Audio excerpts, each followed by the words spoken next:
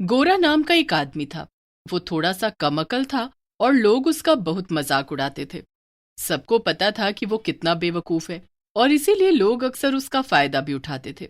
एक शाम को गोरा अपने घर में बहुत उदास बैठा था। उसे ऐसे उदास देखकर उसकी पत्नी राधा आई और बोली, क्या हुआ जी? आप कुछ परेशान नजर आ रहे हैं।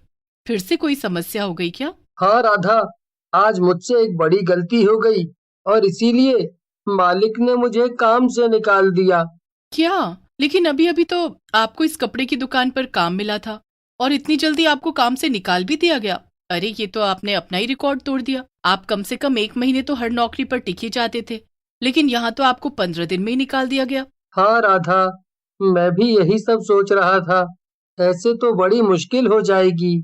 अच्छा वो सब छोड़ो, कौन सा ये कोई नई बात है? आप तो पहले ये बताइए कि आखिर आपसे गलती क्या हुई। अरे, मालिक ने कल ही हम सबसे कहा था कि उन्हें दुकान पे कोई ऐसी स्कीम चलानी है जिससे कि दुकान पे लोगों की भीड़ लग जाए और बिक्री खूब बढ़ जाए। तो फिर क्या किया आपने? फिर क्या, मैंने दुकान के बाहर एक बड़ा सा बोर्ड लगा दिया कि खरीदो एक और पाओ एक, बिल्कुल मुफ्त मुफ्त मुफ्त। अरे राधा, तुम सोच भी नहीं सकती हो, जितनी साड़ियां पूरे हफ्ते में बिकती थीं, उतनी साड़ियां एक दिन में बिक गईं। लेकिन फिर भी मालिक खुश नहीं हुए और मुझे धक्के मार के दुकान से निकाल दिया। हाँ हाँ, और भला क्यों खुश होते आपके मालिक? आपने उन्हें एक दिन में महीने भर का नुकसान जो दे दिया। अब चलिए छोड़िए ये सब, मैं खाना गर्म करती हूँ, चलिए चलकर खा लीजिए और कल से फिर नई नौकरी ढूंढने पर लग जाइएगा। गोरा और राधा खाना खाकर सो जाते हैं और अगली सुबह गोरा एक बार फिर से नया काम ढूंढने के लिए निकल पड़ता है। काफी तलाशने के बाद गोरा को एक बगीचे का मालिक मिलता है। उस आदमी का एक फलों का बगीचा था। गोरा उसी बगीचे के मालिक से काम मांगने लगा।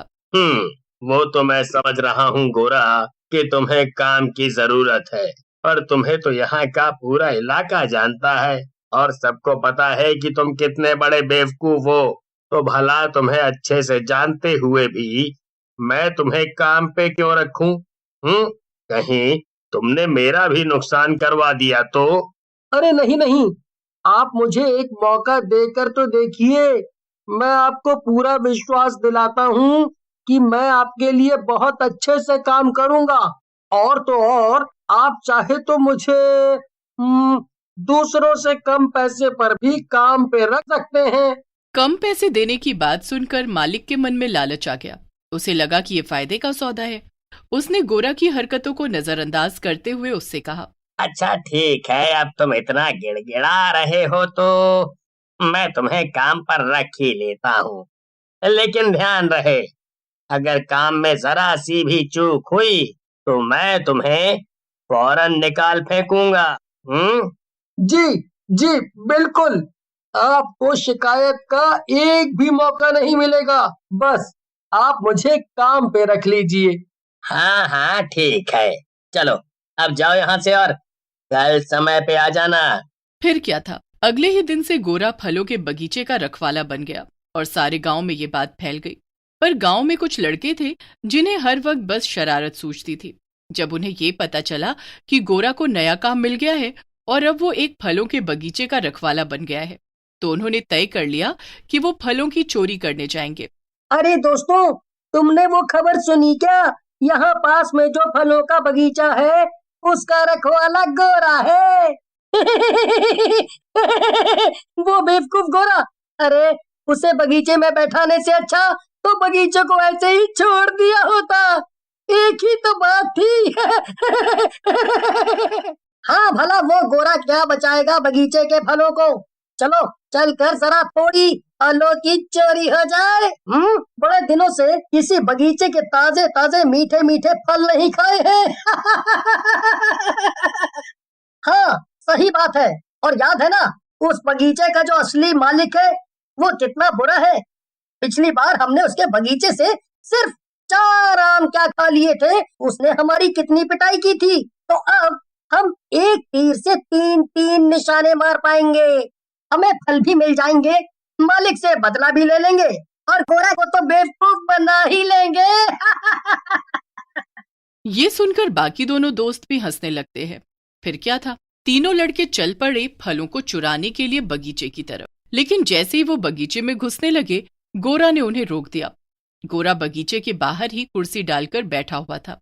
अरे अरे, कहाँ घुसे चले आ रहे हो? यहाँ अंदर जाना सख्त मना है। देख नहीं रहे हो क्या? ये बड़े सेठ का बगीचा है। अच्छा, ऐसा है क्या? माफ करना, हम जरा रास्ता भटक गए थे। वो क्या है ना, हम भटक भटक के इतना थक गए थे कि हमने देखा ही नहीं कि ये बगीचा है। अच्छा, ठीक है।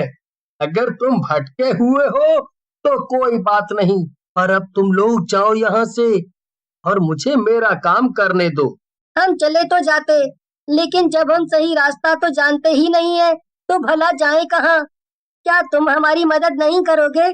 देखने में तो तुम बड़े ही भले आदमी मालूम होते हो। हाँ हाँ, क्यों नहीं। अरे, मदद करना तो बड़े ही पुण्य का काम होता है। मैं तुम्हारी मदद जरूर करूँगा। बताओ, तुम्हें कहाँ जाना है? ये देखो, इस पर्ची पे जो पता लिखा है ना, हमें वहीं जाना है। सुबह से भटक रहे हैं, अब जाके एक भला आदमी मिला है जो हमारी मदद कर सके। अरे, ये जगह, ये तो यहाँ कुछ दूरी पे ही है। चलो, मैं तुम्हें रास्ता दिखा देता हूँ। यहाँ तो तुम 15 से 20 मिनट में पहुँच जाओगे। क्या?